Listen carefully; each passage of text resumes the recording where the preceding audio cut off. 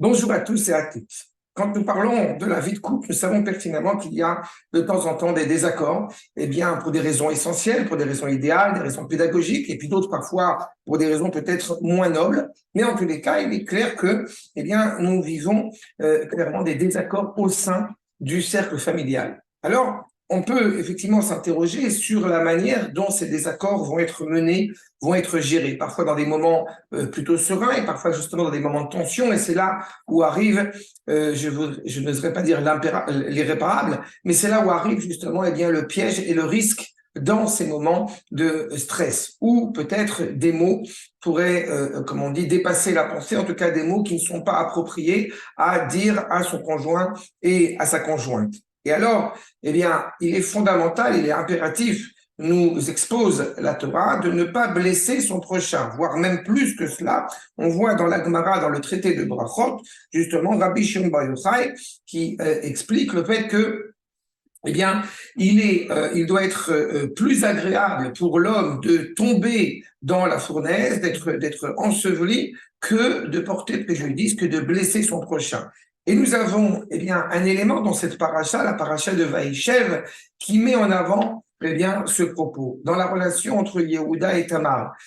Tamar s'apprête malheureusement à être, justement, eh bien, condamnée, jugée pour un acte peut-être reprochable qu'elle pourrait avoir commise, et pourtant, eh bien, elle préféra donner sa vie que de porter préjudice, que de blesser la personnalité et la réputation et le nom de Yehuda. Mais alors, si effectivement l'idée de ne pas blesser son prochain, justement par les mots, par la force de la parole, est si grave et si important, pourquoi est-ce que dans les mitzvot, ou plutôt dans les fautes, la débauche, le meurtre, l'idolâtrie, où il nous est clairement indiqué que nous devons être prêts à mourir et ne pas transgresser ces trois méfaits, pourquoi est-ce que la question de blesser son prochain n'est pas, elle aussi, indiquée, n'est pas aussi ajoutée à ces trois fautes les plus dramatiques qui soient.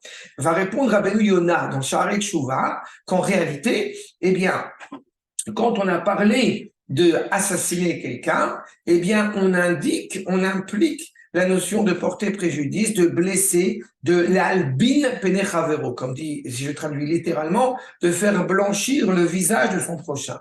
En cela, on voit qu'en réalité, eh bien, même dans ces trois fautes, il y a déjà un aiguillage, il y a déjà une indication sur ce que cela implique aussi.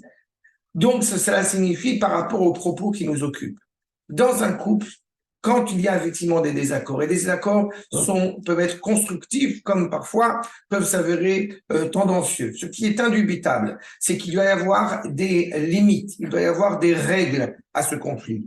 Et si effectivement, eh bien, ces règles sont enfreintes, nous arrivons réellement à une destruction absolument dramatique et absolument terrible. Oui, un mot, je ne dirais pas qu'un mot peut tuer, mais qui est même beaucoup plus grave que cela. Un mot est très difficile à réparer, tout simplement parce que tenir un discours qui va justement porter atteinte, porter affront à son prochain, et d'autant plus vis-à-vis de son épouse, cela prendra énormément de temps pour être réparé. Et puis, il y a une image que j'ai pu parcourir une fois et qui me trouve très percutante par rapport à notre propos.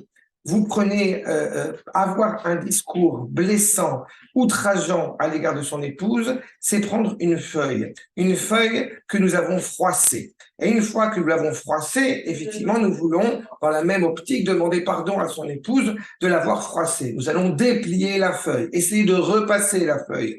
Et malheureusement, sur cette feuille restera toujours des traces du froissage, si je peux dire, que nous avons utilisé. Aussi, combien il est impératif d'être prudent dans la manière de parler, de n'importe quelle manière que ce soit, pour n'importe quelle raison que ce soit, de ne pas se laisser aller justement à l'albin pene chavro ou pene ishto, de ne pas se laisser aller à blesser son conjoint. Et c'est grâce à cela, Bezrat Hashem, que malgré ces désaccords qui vont se construire, qui vont s'harmoniser, eh bien nous pourrons avoir un couple serein, ce que je vous souhaite évidemment à chacun d'entre vous, malgré les déboires et les défauts que chacun et autre peut avoir. Shabbat Shalom.